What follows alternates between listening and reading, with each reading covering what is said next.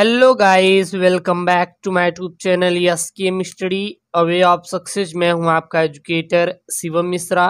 और प्यारे बच्चों, यहाँ पे अब इसकी पीडीएफ भी मिलेगी।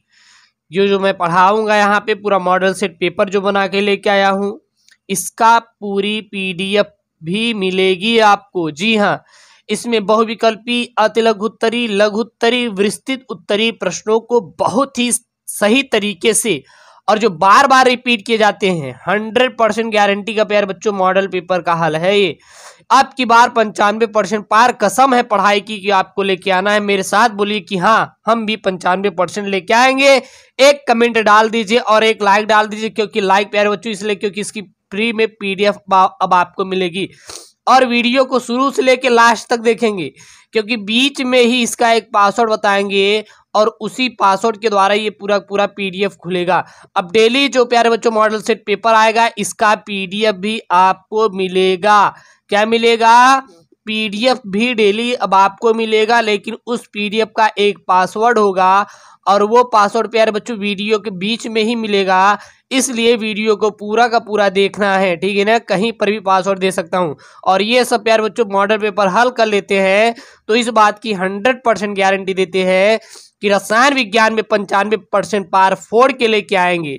तो फ्री पीडीएफ और पासवर्ड बीच में है, इसलिए प्यारे बच्चों जरूर देखें, क्योंकि इस पीडीएफ को खोलने के लिए आपको पासवर्ड जरूरत पड़ेगी। और पीडीएफ कहाँ मिलेगा? पीडीएफ आपके अपने टेलीग्राम चैनल एसकेएम स्टडी पे मिलेगा।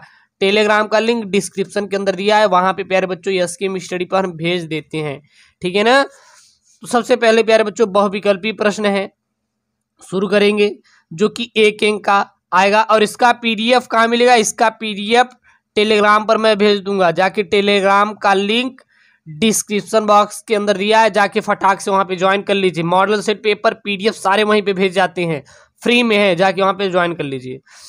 सबसे पहले प्यारे बच्चों बहुविकल्पी प्रश्न आएगा यूपी बोर्ड परीक्षा 2022 में, तो बहुविकल्पी लेंगे। बहुविकल्पी इस बार 20 प्रश्न आने वाले हैं। कितने प्रश्न आएंगे? 20 प्रश्न बहुविकल्पी, 50 लिखित रहेगा, ठीक है ना। क्योंकि 70 अंक का पेपर रहेगा आपका, तो 2 भागों में बांटा रहेगा, तो इस बार बहुविकल्पी की संख्या ज्यादा रहने वाली, तो बहुविकल्पी पे आप ज्यादा ध्यान देंगे। क्लियर है ना। सबसे पहला प्रश्न है आपके सामने, आंसर कीजिएगा। 1 के लाइक बनता है, 1 के लाइक प्लीज करवाइएगा आप लोग। किसमें प्रति एकक कोष्ठिका परमाणुओं की कुल संख्या 2 होती है? यानी कि कौन सा होता है जिसमें प्रति एकक कोष्ठिका परमाणुओं की कुल संख्या कितनी होती है? 2 होती है। फलक केंद्रित घनी एकक कोष्ठिका में परमाणुओं की कुल संख्या 2 होती है, या फिर अंतः केंद्रित घनीय एकक कोष्ठिका में परमाणुओं की संख्या 2 होती है, या फिर आद्य घनीय एकक कोष्ठिका में परमाणुओं की संख्या 2 होती है, या फिर उपरोक्त में से कोई नहीं। तो प्रति एकक कोष्ठिका परमाणुओं की जो कुल संख्या होती है 2 होती है, वह होती है अंतः केंद्रित घनी एकक कोष्ठिका में। तो अंतः केंद्रित घनी एकक कोष्ठिका में परमाणुओं की कुल संख्या कितनी होती है? 2 होती है। राइट आंसर क्या हो जाएगा प्यारे बच्चों? यहाँ पे दूसरा हो जाएगा, अंतः केंद्रित घनी एकक कोष्ठिका। तो इसका आंसर क्या हो जाएगा? अंतः केंद्रित घनी एकक कोष्ठिका में परमाणुओं की कुल संख्या कितनी होती है? 2 होती है। ये प्यारे बच्चों पृष्ठ रसायन से है, पहला चैप्टर है। सॉलिड स्टेट से है प्यारे बच्चों, जो पहला है ना ठोस अवस्था, उससे ये आपका प्रश्न है। अगला प्रश्न है विलियन से प्रश्न है प्यारे बच्चों, विलियन से प्रश्न है, बहुत ही महत्वपूर्ण है, हर साल आपके बोर्ड में रिपीट किया जाता है, आप देख लीजिएगा। और अब आपको क्वेश्चन बैंक ले आ रहा हूं। जी हाँ, क्वेश्चन बैंक, महत्वपूर्ण प्रश्नों का क्वेश्चन बैंक, पूरा सार संग्रह रहेगा यूपी बोर्ड का। शुद्ध जल की मोलरता कितनी होती है? शुद्ध जल की मोलरता कितनी होती है? अभी आपको मैं इस मोलरता के बारे में बताऊंगा कि मोलरता होता क्या है। तो शुद्ध जल की मोलरता कितनी होती है? 55.56 या 0.18 या 0.018 या फिर 5.556। तो शुद्ध जल की मोलरता कितनी होती है? तो शुद्ध जल की मोलरता प्यारे बच्चों 5.56 होती है। शुद्ध जल की मोलरता कितनी होती है? याद कर लीजिए, 5.56 होती है, क्योंकि प्यारे बच्चों आप ही वही शख्स हैं जो सबसे ऊंचाई पर पहुंचेंगे, यानी कि आप वही एक बच्चा हैं जो कि सबसे ऊंचाई पे पहुंचेंगे, अपने फैमिली को पहुंचाएंगे, मेहनत करेंगे तो सबसे ऊंचाई पे पहुंचेंगे मेरे प्यार लाडलो, ठीक है ना। नोट पॉइंट में मोलरता क्या होती है, मोलरता क्या होती है, विलेय में मोलों की संख्या बट्टे विलियन का आयतन लीटर में मोलरता कहलाती है। क्योंकि आपके माइंड में आएगा सर ये मोलरता क्या होती है, तो मोलरता कैसे निकाला जाता है, तो विलेय के मोलों की संख्या बट्टे विलियन की आयतन लीटर में मोलरता कहलाता है। तो शुद्ध जल की मोलरता कितनी होती है, 55.56 होती है। शुद्ध जल की मोलरता कितनी होती है, 55.56 होती है। अगला प्रश्न है प्यारे बच्चों, किसी भी इलेक्ट्रोड का इलेक्ट्रोड विभव निर्भर किस पर करता है, यानी कि कोई भी इलेक्ट्रोड है उसका जो इलेक्ट्रोड विभव होता है वह किस पर निर्भर करता है।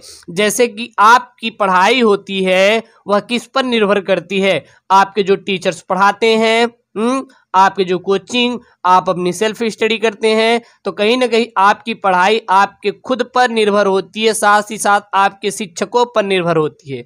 उसी प्रकार किसी भी इलेक्ट्रोड का इलेक्ट्रोड विभव किस पर निर्भर करता है, धातु की प्रकृति पर, विलयन के ताप पर, विलयन की मोलरता पर, या उपयुक्त में से सभी। तो किसी भी इलेक्ट्रोड का इलेक्ट्रोड विभव निर्भर किस पर करता है, तो किसी भी इलेक्ट्रोड का इलेक्ट्रोड विभव जो निर्भर करता है वो धातु की प्रकृति पर भी निर्भर करता है कि वह धातु किस प्रकार की है, कैसी है।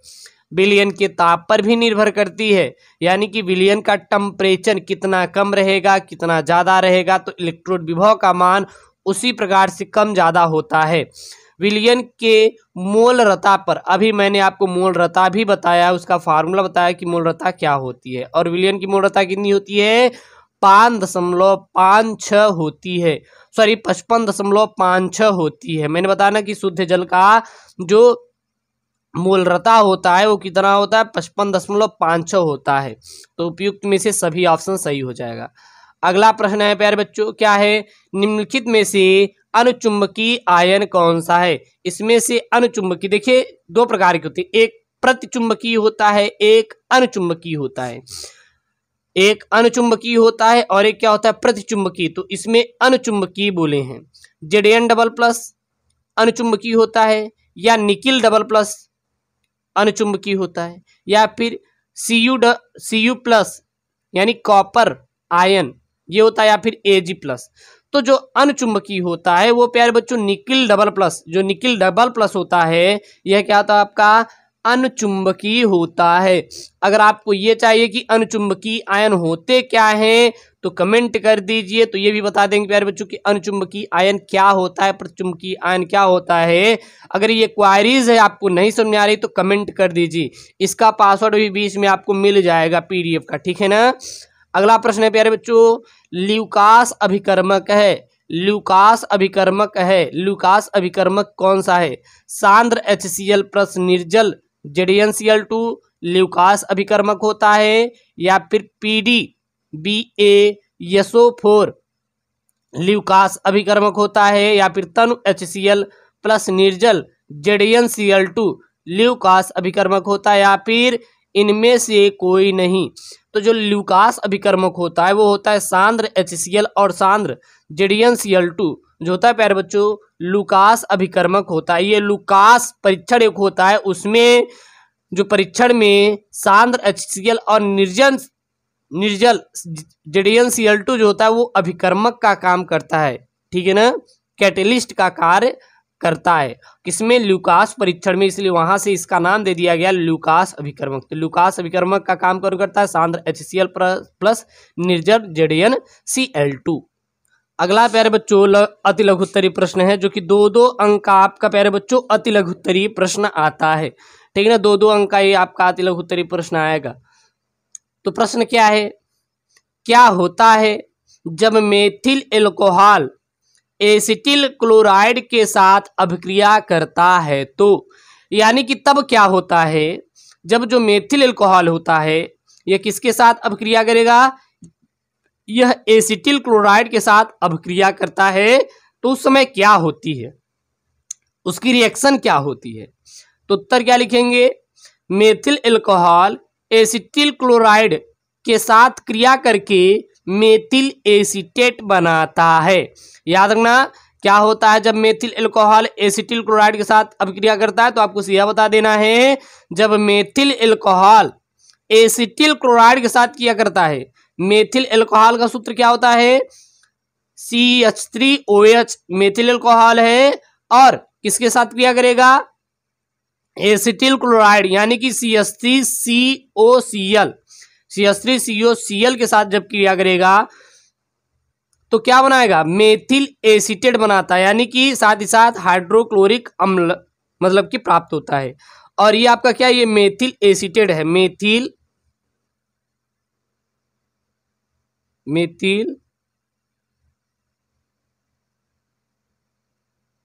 एसीटेट बनाता है।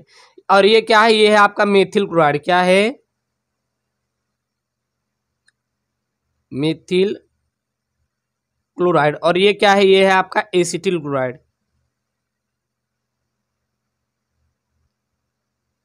एसिटिल क्लोराइड, ठीक है ना? तो जब मेथिल क्लोराइड एसिटिल क्लोराइड के साथ क्रिया करता है तो मेथिल एसीटेट बनाता है, साथ ही साथ हाइड्रोक्लोरिक अम्ल यानी कि HCl प्राप्त होता है, ठीक है ना? अगला प्रश्न है प्यारे बच्चों, यहाँ पे प्रश्न क्या है? विलियन से रिलेटेड है, बहुत ही महत्वपूर्ण प्रश्न है, आप समझ लीजिए। और ये बोर्ड में गारंटी देता हूं कि आएगा ही आएगा, क्योंकि पिछले साल ये प्यारे बच्चों पूछा गया था। प्रश्न क्या है?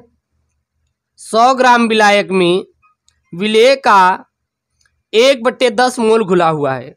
कोई 100 ग्राम क्या विलायक है, अब विलेय में कितना मोल घुला हुआ है? विलायक में विलेय का 1.10 मोल घुला हुआ है। विलयन की मोल लता यहाँ पे पूछा है, मोल लता नहीं, मोल लता ज्ञात कीजिए, ठीक है ना? तो 100 ग्राम विलायक में विलेय कितना है? 1/10 मोल घुला हुआ है। तो विलयन की मोल लता ज्ञात कीजिए। विलयन की मोल लता का फार्मूला क्या होता है? तो विलयन के मोल लता का जो सूत्र होता है, पदार्थ के मोलों की संख्या बटे विलायक का भार। विलयन की मोल लता का फार्मूला क्या होता है? पदार्थ के मोलों की संख्या बटे विलायक का भार। विलायक का भार कितना दिया है? 100 ग्राम दिया है। विलायक का भार कितना दिया है? 100 ग्राम दिया है। और पदार्थ के मोलों की संख्या, पदार्थ मोलों की संख्या विलेय में जो मोलों की संख्या दिया है 1/10, 1/10 का भाग देंगे कितना आ जाएगा? 0.1 आ जाएगा। कितना आ जाएगा? 0.1। तो पदार्थ के मोल की संख्या कितना लिख दिए? 0.1, क्योंकि 1/10 है। तो जब भैया 1/10 है, 1 में 10 का भाग देंगे तो 0.1 ही तो आएगा कि नहीं? अब यहाँ पे 1000 आ गया, यहाँ पे 100 आ गया। विलायक का भार कितना दिया है? देखिएगा, विलायक का जो भार दिया है वो कितना दिया है? वो दिया है 100 ग्राम दिया है। कितना दिया है प्यारे बच्चों? 100 ग्राम दिया है, ठीक ना? 1000 ग्राम में 1 लीटर होता है, तो 1 ग्राम में कितना? 1/1000 लीटर होगा कि नहीं? 1 लीटर में 1000 ग्राम, तो 1 ग्राम में 1/1000 लीटर। तो यहाँ पे क्या हो जाएगा अगर इसको लीटर में चेंज करेंगे? तो 100/1000 लीटर हो गया। अब अंदर बाहर गुणा करेंगे तो यही 1000 यहाँ पे आ गया है। 2 जीरो से 2 जीरो कैंसिल कर दीजिए, 1 जीरो बचेगा, और 1 जीरो का 0.1 में गुणा करेंगे कितना आ जाएगा? 1 मोल। और यही आपका क्या है? आंसर है। यही आपका क्या है? आंसर है, ठीक है ना? इसके पहले आपको बता दें ये क्या है? ये आपकी पदार्थ मोलों की संख्या यानी कि 0.1 है, ठीक है ना? और ये क्या है? ये आपका 100 ग्राम क्या विलायक का भार, और ये ग्राम में है, इसको लीटर में बदल दिए तो 1 ग्राम में 1/1000 लीटर। तो जहाँ पे ग्राम है यहाँ पे 1 लिख सकते हैं, नहीं तो हो गया 1000 हो गया। अब अंदर बाहर करेंगे तो ये सबसे ऊपर चला जाएगा। जब सबसे ये ऊपर चला गया तो 0.1 में 1000 का गुणा हो गया। नीचे कितना है? 100। 2 जीरो से 2 जीरो कैंसिल हो गया, 1 जीरो बचा, 10 बचा कि नहीं? तो 10 का गुणा जब हम 0.1 में करेंगे तो 1 मोल आएगा, तब दशमलव हट के यहाँ पे आ जाएगा, यहाँ पे लग जाएगा, ठीक है ना? तो 1 मोल का क्या हो जाएगा? आपका आंसर हो जाएगा। अब प्यारे बच्चों यहाँ पे लघु उत्तरीय प्रश्न है, जो कि 4 अंक का आपका लघु उत्तरीय प्रश्न है। कितने अंक का है? 4 अंक का प्यारे बच्चों लघु उत्तरीय प्रश्न है। प्रश्न क्या है? दुर्बल विद्युत अपघट्ट एवं प्रबल वैद्युत अपघट्ट को उदाहरण सहित समझाइए। यानी कि दुर्बल वैद्युत अपघट्ट तथा प्रबल वैद्युत अपघट्ट को क्या समझाना है? उदाहरण सहित समझाइए कि यह क्या होता है, क्या दुर्बल वैद्युत अपघट्ट होता है और क्या प्रबल वैद्युत अपघट्ट होता है। तो सबसे पहले प्यारे बच्चों देखेंगे कि ये दुर्बल वैद्युत अपघट्ट क्या होता है। क्या देखेंगे? दुर्बल वैद्युत अपघट्ट क्या होता है। तो वे विद्युत अपघट्ट जिनका जलीय विलयन में बहुत कम आयनन होता है तथा जो अत्यधिक तनुता पर भी पूर्णतः आयनन नहीं होता, दुर्बल वैद्युत अपघट्ट कहलाता है। तो दुर्बल वैद्युत अपघट्ट क्या होता है प्यारे बच्चों? वे विद्युत अपघट्ट जिनका जलीय विलयन में बहुत कम आयनन होता है। जिनका जलीय विलयन में क्या होता है, अगर उसको डाल देंगे तो उनका जो आयनन होगा जलीय विलयन में बहुत ही कम होता है तथा जो अत्यधिक तनुता अत्यधिक है तब भी यह पूर्णतः आयनन नहीं होते, यानी ये टूटते नहीं, उसे क्या कहलाते हैं? दुर्बल वैद्युत अपघट्ट कहलाते हैं। इनको जब विलयन में डालेंगे तो इनका आयनन बहुत कम होता है, ज्यादा इनका आयनन नहीं होता, उसे हम लोग क्या कहते हैं? दुर्बल वैद्युत अपघट्ट। जैसे CH3 COOH NH4OH H2CO3 H3BO3 और HCN हाइड्रोजन साइनाइड, ये सब जो होते हैं प्यारे बच्चों ये दुर्बल वैद्युत अपघट्ट के क्या उदाहरण है। और ये बहुत ही भैया महत्वपूर्ण है, बार बार बोर्ड में आता है, आप देख लीजिएगा, यूपी बोर्ड में आया हुआ प्रश्न है, ठीक है ना, यूपी बोर्ड में आया हुआ लाडलो ये प्रश्न है। अगला प्रश्न है, मतलब इसी में दूसरा है प्रबल वैद्युत अपघट्ट, क्योंकि इन्होंने 2 चीज पूछा था, 2 अंक का है ना, 4 अंक का है, एक दुर्बल वैद्युत अपघट्ट, दूसरा प्रबल वैद्युत अपघट्ट। अब जानते हैं प्रबल वैद्युत अपघट्ट क्या होता है। तो वे विद्युत अपघट्ट जिनका जलीय विलयन में पूर्णतः आयरन होता है, यानी कि जब इनको हम लोग किसी भी, यानी कि ये जब वैद्युत अपघट्टों को हम लोग जलीय विलयन में डाल देते हैं तो इनका क्या हो जाता है? पूर्णतः आयरन हो जाता है, उसे हम लोग क्या कह देते हैं? प्रबल वैद्युत अपघट्ट कह देते हैं। तो प्रबल वैद्युत अपघट्ट हुए क्या? वे विद्युत अपघट्ट जिनका जलीय विलयन में पूर्णतः आयरन होता है, प्रबल विद्युत अपघट्ट कहलाते हैं। एग्जाम्पल में NaCl KCl HCl NaOH KOH जितने भी होते हैं प्यारे बच्चों आपके क्या है? प्रबल विद्युत अपघट्ट हैं। क्या है? प्रबल विद्युत अपघट्ट कहलाते हैं। अगला प्रश्न है, प्रश्न क्या है? विद्युत रासायनिक श्रेणी किसे कहते हैं तथा इसके लक्षण एवं 2 प्रमुख उपयोग लिखिए। यानी कि विद्युत रासायनिक श्रेणी क्या होती है और इसके लक्षण एवं 2 प्रमुख उपयोग लिखिए। तो विद्युत रासायनिक श्रेणी क्या होती है प्यारे बच्चों? उत्तर लिखेंगे, विद्युत रासायनिक श्रेणी किसे कहते हैं? तो विभिन्न धातुओं तथा अधातुओं के मानक इलेक्ट्रोड विभवों को बढ़ते हुए क्रम में रखने पर जो श्रेणी प्राप्त होती है उसे विद्युत रासायनिक श्रेणी कहते हैं।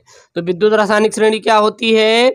विभिन्न धातुओं तथा अधातुओं के मानक इलेक्ट्रोड विभवों को बढ़ते हुए क्रम में रखने पर जो श्रेणी प्राप्त होती है उसे हम लोग क्या कहते हैं? विद्युत रासायनिक श्रेणी कहते हैं। उसे प्यारे बच्चों विद्युत रासायनिक श्रेणी कहा जाता है, ठीक है ना। विद्युत रासायनिक श्रेणी के लक्षण क्या क्या होते हैं?